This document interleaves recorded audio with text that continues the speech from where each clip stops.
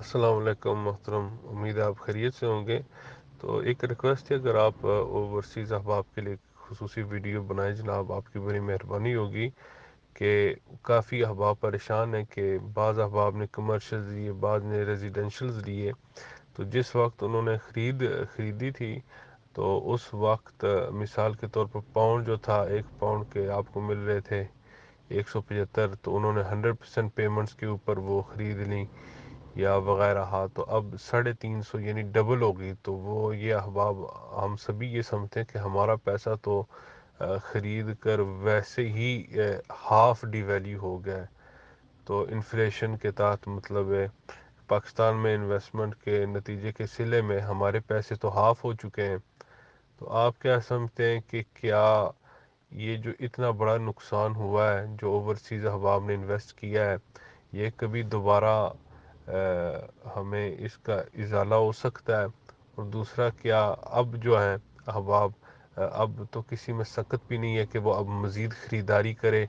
और अब तो जिन लोगों ने की उनका दिल टूट चुका है, और जो मज़ीद अहबाब हैं वो इसको मज़ीद इनसिक्योर समझते हुए इन्वेस्टमेंट नहीं कर रहे। अगर आप जनाब अपने इजहार का ख्याल फरमाएं तो हम बेहद मशकूर होंगे आपके। बहुत शुक्रिया, बहुत मेहरबानी जनाब, यूके से। Thank you very much sir. जी तो अस्सलाम वालेकुम। मैं तैयब एजाज़ हूँ। उम्मीद करता हूँ तमाम लोग खैर आफियत से होंगे, जहाँ कहीं भी होंगे अपने अहल खाना के साथ एक अच्छी ज़िंदगी बसर कर रहे होंगे। चैनल को सब्सक्राइब करना मत भूलिएगा, सब्सक्राइब लाजमी कीजिएगा। भाई का एक बड़ा ज़बरदस्त सवाल है और बड़ा मुझे ज़बरदस्त सवाल लगता है। इस क्वेश्चन का आंसर करना मुझे इससे भी ज़्यादा अच्छा लगता है। और सवाल यही है, क्रक्स यही है कि जितने भी ओवरसीज़ पाकिस्तानी हैं वो कंसर्न हैं कि जी उन्होंने अपना पैसा रियल स्टेट में डाला, ठीक है। और उस वक्त जो फॉर एग्ज़ाम्पल अगर पाउंड में डाला, डॉलर में डाला, लेट अस सपोज, चले हम एक एग्ज़ाम्पल ले लेते हैं जी, डॉलर में इन्वेस्टमेंट की, उस वक्त डॉलर 100 रुपये का था, ठीक हो गया। और हमने वो पैसा इन्वेस्ट कर दिया रियल स्टेट में। अब रियल स्टेट में जो इन्वेस्टमेंट अभी वो लिक्विफाई नहीं हो पा रही और अब डॉलर 30 हो गया चला गया, तो हमें तो पर डॉलर 200 का नुकसान होगा। अगर हमने $1000 इन्वेस्ट किया था, ठीक है, तो $1000 के हिसाब से 1000 को मल्टीप्लाई करें अगर 200 के साथ, तो मेरे ख्याल से ये कोई 2-1 लाख रुपए का नुकसान बन जाता है। एक रफ एस्टिमेट बता रहा हूँ कि अगर हमने डॉलर में ही पैसे रहने दिए होते तो आज हमें फ़ायदा हो रहा होता। हमने तो रियल एस्टेट में पैसे डाल दिए, उल्टा में फ़ायदे के बजाय नुकसान हो गया। डॉलर भी डबल हो गया है और वो भी डबल, वो रियल एस्टेट भी डाउन हो गई है, तो हमें तो दोनों तरफ से नुकसान हो गया। तो बात बड़ी ज़बरदस्त है और क्वेश्चन ऑथेंटिक है, ठीक है, इससे कोई दो राय नहीं है। क्वेश्चन ज़बरदस्त क्वेश्चन है और लेकिन इसका आंसर मैं करना चाहूँगा, ठीक हो गया। आपने चैनल के साथ ज़रूर बंदे रहना और वीलॉग को एंड तक ज़रूर सुनना है। तमाम तर लोग जानते हैं जो मुझे officially Smack group of marketing and sales के ऑफिशियल चैनल पे रेगुलरली वॉच कर रहे हैं, that I am a gold medallist in MPhil public policy governance economics. और इकनॉमिक्स मेरा फेवरेट सब्जेक्ट है और मेरी कोशिश होती है कि इकनॉमिक्स की ही जो स्टडीज़ में उसी में इसका मैं आंसर देने की कोशिश किया करूँ, ठीक है। माइट भी ज़रूरी नहीं है कि हर जवाब जो है बिल्कुल ठीक हो।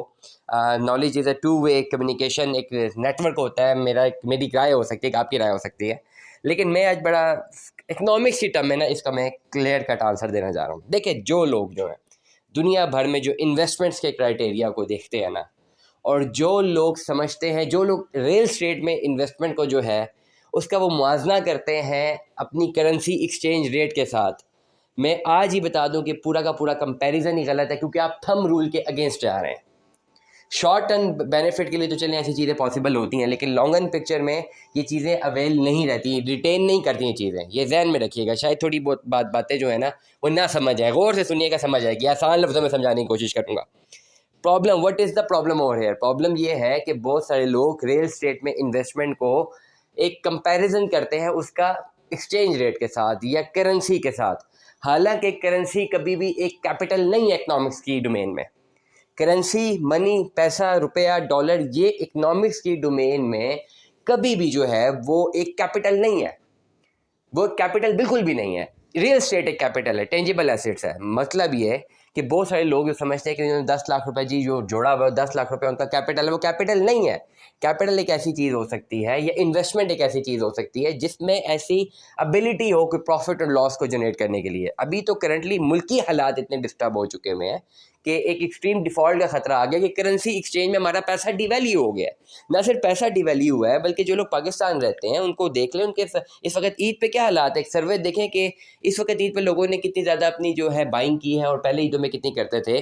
डिमांड एंड सप्लाई कितनी इफेक्ट हो गई है। इस वक्त शदीद तरीन इन्फ्लेशन है, दुनिया इन्फ्लेशन से गुजर रही है, लेकिन पाकिस्तान एक शदीद तरीन जो है मुआशी बुरहान से गुजर रहा है, जिसकी वजह से उसका पैसा जो है वो डिवैल्यू हो चुका हुआ है। उसके पैसे में कैपेसिटी खत्म हो चुकी है, रुपए की वैल्यू खत्म हो चुकी हुई है ड्यू टू सर्टन रीजंस। कौन कौन सी रीजन है, कौन से नहीं है, दैट्स अनदर पॉइंट। लेकिन ये आउट ऑफ द वे जाके एक डिजास्टर सिचुएशन है हमारे मुल्क में, जिसमें हमारे पैसे की वैल्यू खत्म हो गई है। पैसे की वैल्यू खत्म हो गई है। आप खाली पाकिस्तान में रहें, जो ओवरसीज पाकिस्तानीज हैं, अगर मैं सिंपल सी एग्जांपल दूं आप लोगों को, इस वक्त आप रोटियां लेने जाएं ना तो दो, अगर आप पराठे जाके ले लें तो वो मेरे ख्याल से 100 रुपये से भी ज़्यादा तजावज़ कर चुके हुए। 100 रुपीज़, 100 पाकिस्तानी रुपीज़। और पर कैपिटा इनकम हमारी कितनी है? 25-30 हज़ार भी नहीं है। बहुत सारे लोग डॉलर से मुआवजा करते हैं ना कि जी ये वहाँ पे भी महंगाई है, $2-3 की चीज़ है, तो वहाँ पर पर कैपिटा इनकम भी तो ज़्यादा है। हमारे पाकिस्तान की पर कैपिटा इनकम देखें कि 25-30 हज़ार रुपये पर कैपिटा इनकम है, और हाउस होल्ड को चलाने के लिए एक आम आदमी का जो एक्सपेंस है वो 40 से 45 हज़ार हो गया। पैसा इतना डिवैल्यू हो गया। तो कभी भी आप रियल एस्टेट की इन्वेस्टमेंट को जो है आप डॉलर के एक्सचेंज रेट से कभी भी उसका मुआवजा नहीं कर सकते, क्योंकि डॉलर की करेंसी जो एक्सचेंज रेट है वो एक शॉर्ट टर्म है। पाकिस्तान के हालात ख़राब हैं, इसलिए चलने पैसा डिवैल्यू होता जा रहा है और जो है वो डॉलर ऊपर जा रहा है। एक आउट ऑफ द वे जाके इकोनॉमिक्स में हमेशा एक बात करते हैं, कुछ थंब रूल्स होते हैं, लेकिन keeping all other factors constant. हमेशा थंब रूल ये इकोनॉमिक्स है कि आप बिजनेस में इन्वेस्टमेंट करते हैं, आप रियल एस्टेट में इन्वेस्टमेंट करते हैं, आप प्रोडक्शन में इन्वेस्टमेंट करते हैं, आपके पास 10 लाख रुपए पड़ा हुआ है, 10 लाख रुपए जो आपके पास वो इन्वेस्टमेंट नहीं है, लेकिन 10 लाख रुपए के पास अगर आपके पास कोई टेंजिबल एसेट है, कोई ज़मीन का टुकड़ा है, कोई बिजनेस की एक्टिविटी है, उसमें ये पोटेंशियल होता है कि वो आपको ऊपर भी ले जाए, प्रॉफिट भी दे जाए, नुकसान भी दे दे, तो this is known as investment. ये इन्वेस्टमेंट इसे कहते हैं। लेकिन पैसा वैसे ही 10 लाख रुपए पड़ा रहे, वो खाली एक पीस ऑफ पेपर होता है, उसको कभी भी इन्वेस्टमेंट या कैपिटल जो है कंसिडर नहीं किया जा सकता। This is the main point. तो अगर पुल की हालात ख़राब होते हैं और कैपिटल करेंसी डिवैल्यू होती है, इसमें यह नहीं होता कि जी वो दूसरी जो करेंसी है वो बड़ी ज़बरदस्त मजबूत हो गई है। मकसद ये होता है कि जो अपनी करेंसी है उसका बेड़ा गर्क होगा, और ये शॉर्ट रन के लिए होता है। ये लॉन्ग रन में इसको बेनिफिशियल एक टेंजिबल बिजनेस नहीं समझा जा सकता। बात करते हैं रियल एस्टेट की और दूसरी डोमेन की, कि क्या पैसे डॉलर में पड़े रहते हैं या रियल एस्टेट में इन्वेस्टमेंट करते हैं। अगर डॉलर में पड़े रहते हैं और डॉलर नीचे चला जाता तब, और अगर रियल एस्टेट में इन्वेस्टमेंट ना करते तो रियल एस्टेट में अभी जो कुछ फाइलें डाउन है ना, लेकिन रियल एस्टेट की जो टेंजिबल प्रॉपर्टीज़ हैं क्या वो बढ़ी नहीं है? फॉर एग्जांपल, अगर आपने जिस वक्त अपनी पैसे इन्वेस्टमेंट की थी फाइल्स में, ठीक है, आपके पास पैसे कम थे, आपने फाइल में इन्वेस्टमेंट की। कुछ लोग ऐसे थे जिन्होंने टेंजिबल प्रॉपर्टीज़ में इन्वेस्टमेंट की। लेट अस सपोज आज से 3 साल पहले चले जाते हैं हम, 3 साल पहले जाके एक मुआवजा करते हैं, मेरे पास जो है 10 लाख रुपया था और आपके पास भी 10 लाख रुपया था। आपने क्या किया, 10 लाख रुपये के जो डॉलर खरीद लिए हैं, मैंने वो 10 लाख रुपये की एक प्रॉपर्टी बना ली। 10 लाख रुपये में मैंने ना 2 मरले का 2.5 मरले का घर बना लिया। तो इस वक्त कौन ज़्यादा प्रॉफिट में, वो 2-2.5 मरले का घर ज़्यादा टेंजिबल एसेट है या वो डॉलर टेंजिबल एसेट है? डॉलर तो किसी भी वक्त कोई भी मुल्क के हालात ऊपर नीचे हुए या कोई यूएस इकोनॉमी रिसेशन में चलेगी, उससे तो नीचे गिर जाना है। लेकिन रियल एस्टेट में वो जो ज़मीन का टुकड़ा जिस पे घर तैयार हो चुका है वो तो टेंजिबल एसेट है, उसने ऐसा ऐसा बढ़ते रहना है। या लेट अस सपोज ये 10 लाख रुपए हम किसी बिजनेस की इक्विटी में लगा देते, वो बिजनेस जब तक ग्रो करता रहेगा वो एक टेंजिबल एसेट है, बनता रहेगा। डॉलर, रुपी, यूरो, टका, इंडियन रुपी, चाइनीज़ युआन, ये सारे के सारे कभी भी इसको कैपिटल में आप नहीं इसका मुआवजा करते, आप हमेशा इसका मुआवजा करते हैं एक लाइबिलिटी में। ये पीस ऑफ पेपर है खाली, जो बैंक में पड़ा हुआ है डिजिट्स के फॉर्म में या अगर आपके घर में पड़ा हुआ है कागज़ की फॉर्म में, इसकी कोई वैल्यू नहीं होती तब तक जब तक दो लोग इसमें आपस में ट्रेड करने के लिए मुत्तफिक ना हो। अभी न्यूज़ आ रही है कि 18-19 मुल्कों ने जो है वो इंडियन रुपी में ट्रेड करने के लिए जो है वो उन्होंने आमादा हो गए कि वो इंडियन रुपी में ट्रेड करेंगे। तो इसका मतलब ये कि जो अल्टरनेटिव डॉलर था उसकी ऐसा ऐसा वैल्यू कम होती रहेगी, पर उनकी इकोनॉमिक डोमेन में। इसीलिए जो लोग ये समझते हैं कि जी हम डॉलर में ही पड़ा रहने देते और हम रियल एस्टेट में इन्वेस्टमेंट ना करते तो हमें बहुत फ़ायदा हो जाता, तो इतना शॉर्ट रन बेनिफिट है। इसको इन्वेस्टमेंट नहीं कंसिडर किया जा सकता, इसको आउट ऑफ द वे जाके एक अनसर्टन सिचुएशन किया जा सकता है कि अनसर्टन सिचुएशन में चले आपने ये ना किया होता, ये किया होता तो शॉर्ट रन के लिए फ़ायदा हो जाता। लेकिन on the real picture, in the real picture, आप रियल एस्टेट की इन्वेस्टमेंट को कभी भी जो है वो करेंसी से कभी भी नहीं करते हैं। मैं एक बहुत ईजी एग्जांपल देता हूँ, आज से मुमताज़ सिटी एग्जांपल मैं हमेशा देता होता हूँ कि 2006-07 में जो है वहाँ पे एक 6 लाख रुपए की फ़ाइल थी कनाल की, आज 2.5 से 3 करोड़ रुपए का प्लॉट है वहाँ पे मुमताज़ सिटी में। अब 2006 में डॉलर का रेट देख लो, आज डॉलर का रेट देख लें, अगर 6 लाख रुपए का डॉलर लिया होता तो आज कितना चला गया होता, कितना ऊपर गया है? 2006 में अगर 100 रुपये का डॉलर था, आज 300 का है, 3 गुना ज़्यादा बढ़ा है। 18 लाख रुपए का हो गया यही, और वो भी डेप्रिसिएशन नहीं है रुपए की। लेकिन अगर आप वाइस वर्सा प्लॉट पे देखें कि 6 लाख रुपए की फाइल अगर किसी ने 2006 में ली है, तो करंटली क्या है, करंटली आप 2.5 करोड़ पे कितना ज़्यादा जो है मल्टीप्लाई बाय कुछ 200-300-400% का प्रॉफिट है।